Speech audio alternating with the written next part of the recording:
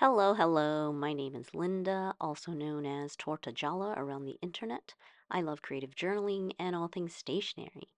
And today I wanted to share my setup for what I'll call my monthly Bujo. If you watched my 2025 lineup video, you'll know that I have a lot of journals, and I'm primarily a journaler as opposed to a planner girl. I have a really basic planning system, just like calendaring and to do list. Everything else is basically a journal for me, documenting memories, travels, various themed topics, and creative journals to just have fun with my stationery supplies.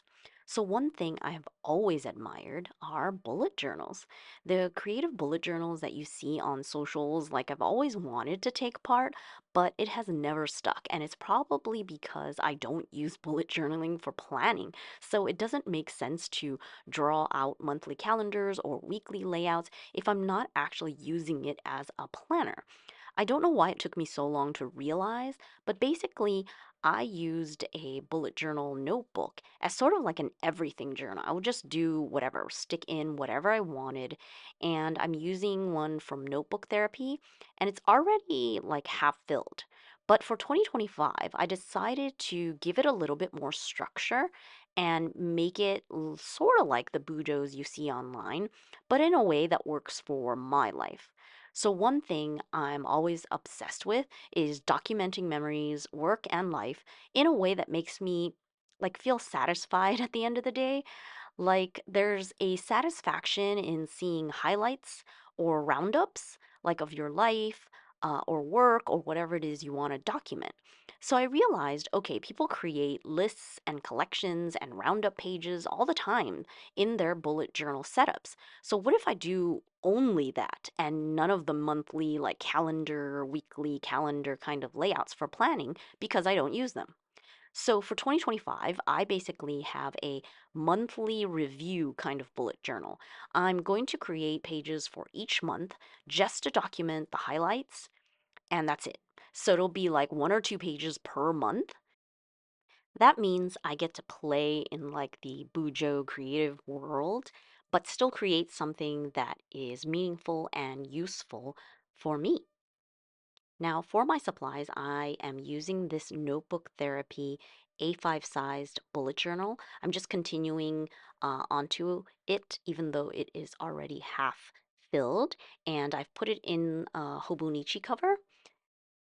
And for my supplies, I will be using papers that I designed. If you like digital printables, definitely check out my Ko-fi.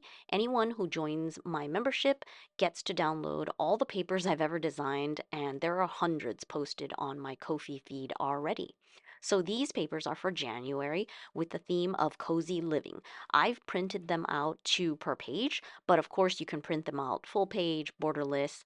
You can change the sizing to be smaller or larger depending on your needs. The reason why I design digital pattern papers is because I like using them and I find them to be the most versatile because you can use them as a full sheet for like a background, or you can use them for collaging and layering up, or you can cut them apart or cut out just certain elements and use those for like embellishments and decorations. For the month on my Ko-fi, you also get a page of journaling cards. So they match the theme for the month, and you can use them to actually label or actually journal on, or use them obviously as embellishments for creating little clusters or collages, like art, creative journaling kind of thing in your journal. And I will definitely show you how I use all of these in my Bujo setup as well. So first I'm going to go and cut up all of these um, I normally use a paper cutter, but of course you can also just use scissors. It just depends on your personal preference. Okay, so I'm going to pop forward in time now and show you. So here is my notebook, and it is in a Hobonichi cover. This is from Notebook Therapy A5 bullet journal that has the dots in it, and you can see it's already chunked up because I've pretty much used half of it already, which is just sort of like an everything journal in 2024. But for 2025, I created this spread to start up this monthly Bujo idea. And so here I just have a page where I've used random papers in my stash, memo papers, and just like sticker bombed everything just to label it as 2025. And this is my starting January page. And you can see I've used all of the papers, and I still have some papers left, and I usually just stick them in the back. So if I need to use them for the future, I have them there. But basically, my style, if you can even call it that, is just using lots of pattern papers, collaging, and then like going crazy with my stickers. Because the whole fun part of this is just using all the supplies. So that's basically what I've decided to do. So for every month, I'm going to create like an opening page, then a page with a selfie, then another spread for sort of like the roundup like information. And then for the next page, I would move on to February and have like 2 pages for February and so on and so on. So that means that in a pretty like quick amount of time, I would be able to flip through the entire year. So let me show you also, this was the opening page that I created, and you can see that I just like use a whole sticker sheet, and that pretty much just makes them everything match. But otherwise, I don't really have any other kinds of rules. I just let myself play. So it might not be perfectly balanced or necessarily well designed. It's just a place to be creative and have fun. So later on, I decided that I would make more journaling cards that sort of match like the whole design. And basically, I decided these are the things that I want to highlight for every single month.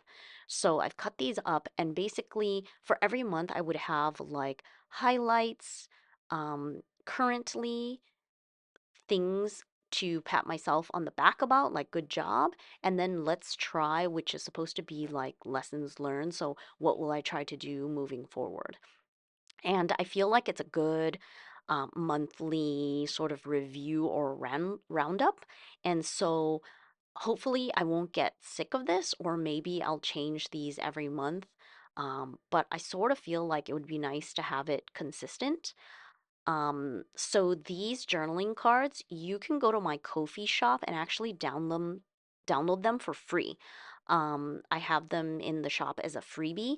So there's a page with the labeled journaling cards, but there's also a page with completely blank ones in case you want to do it differently. So that is my plan for my monthly Bujo. I'm basically going to set it up every month, and then at the end of the month fill in all of the information and then set up the next month.